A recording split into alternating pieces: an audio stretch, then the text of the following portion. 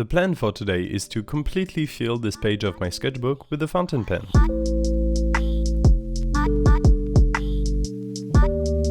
Well, hello there, I'm Détroit. It's drawing time. My hand is aching to lay some lines down on the page of my sketchbook. I'm using a cross fountain pen, same as I've used a bunch of time in the past, and same as I'll use a lot more in the future, so that's a good reason to subscribe. Today I felt like reconnecting a little bit with the abstract twirlies and blobs that I love so much. Last week I drew with a pencil, and the week before that I drew a city map. I need more abstract in my life. Satisfying shapes for satisfying drawing. White circles on a dark background. That's always nice to draw and to see. Plus, the black background will make a nice contrast from the last few pages of my sketchbook. You see, I'm getting kinda close to finishing the sketchbook. Like, not that close, there's still about 20 pages left, but it means I've done around 60, I think. I'm really excited about finishing this. It will be some kind of super mega artwork or something. One single physical object with dozens and dozens of smaller artworks inside it. I know I'm describing a book, but that's a book I personally made, so that's really cool to me. One thing I should say is that I didn't film all the drawings that are in this sketchbook. Some of the drawings I did off camera and I just posted them to Instagram. Follow me, it's at d3_sd if you want to see them, or you can wait another 20 drawings and see the sketchbook tour video I'll prepare. But yeah, I'm really excited to have the end of the book in sight. It has a trace of basically every week of my drawing evolution, as well as a trace of how I felt and what I felt like drawing at the time. Drawing, you unconsciously add pieces of your mood to your art. Most of the time it's something only the artist can pick up on, I guess, but it's there. The drawing becomes sort of a time capsule or portal when you look at it, and it refreshes your memory on how you felt when you draw it. Sometimes it explains the pattern a lot, when you're feeling happy or bubbly, or rather when the page is filled with tiny dense lines that were scribbled mechanically. For example, when I look at this drawing in the future, when the sketchbook is complete, I'm sure I'll think of exactly one thing. I'll be like, hey, that's the drawing from the week I got COVID. Oh yeah, by the way, I have COVID. At the time I'm recording this, I mean. The video won't be uploaded until a few weeks later. Turns out, when you're stuck at home with nothing to do but draw, you draw a lot and make a bunch of videos all at once. Normally, I'm away from home at least from 9 to 5 to work, but this week 9 to 5 has been devoted solely to drawing, writing, making videos and watching YouTube and anime. And a lot of sleep too. At the beginning of the week, when my test showed up positive and I quarantined myself, I was starting to feel a bit more sick. Headache and fever were the first to show up to keep me company. The second day, headache left and cough took its place.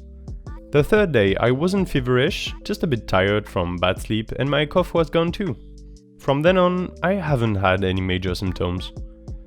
Because I'm fully vaccinated, I'll be going back to work whenever I have a negative test result after 5 days alone, so that's potentially tomorrow. It's a Sunday right now for me, so I need to wait Monday to find a place that does tests. All in all, COVID didn't hit me too hard, but I still wouldn't recommend it. I'm not fond of being sick, and even more so when it's a scary virus, even though it didn't hit me more than a common cold would. Coincidentally, this is why I have this sick voice, because of the common cold blocked nose. I'm glad I'm vaccinated. Maybe I would have been in a much worse place otherwise, and I would have needed at least 2 more days in quarantine, according to the government's recommendations. And to be honest, the pain from getting a vaccine is much better than the pain of getting a test through the nose, and that's without even considering the symptoms of being sick. I believe being vaccinated didn't prevent me from getting the virus, but it made it much softer on me, and that's always good. Anyway, that's just what I wanted to say. I wanted to let you know also that, as a result of that, I have a few videos preparing in advance. For a while now, I'm always asking at least once per video for you guys to leave suggestions on what to draw in the comments. But since I have videos prepared in the queue, you might not see the one you suggested straight away the next week.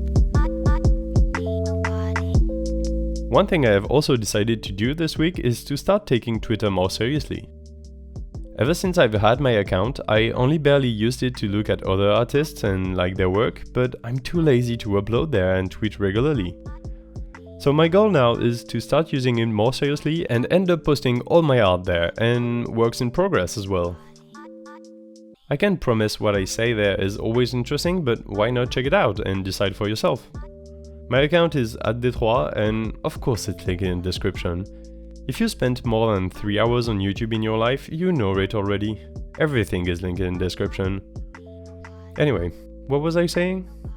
Oh yeah, the end of the sketchbook is in sight.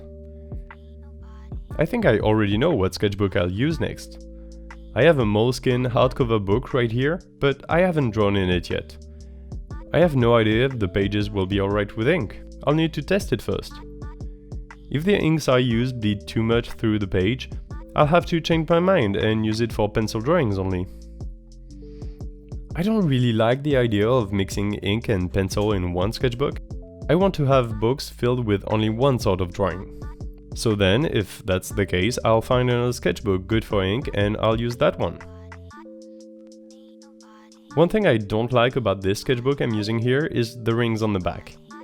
It's good because it ensures the page is always flat, no matter if it's at the end or the front of the book, but on the other hand, it makes it harder to draw on the left page.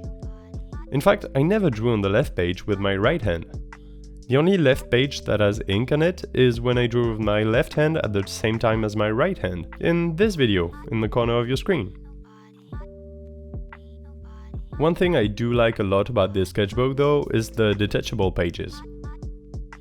First off, it makes a nice border on the page, so I know where to stop a drawing. Second of all, well, because you can detach a page. It's happened to me once or twice.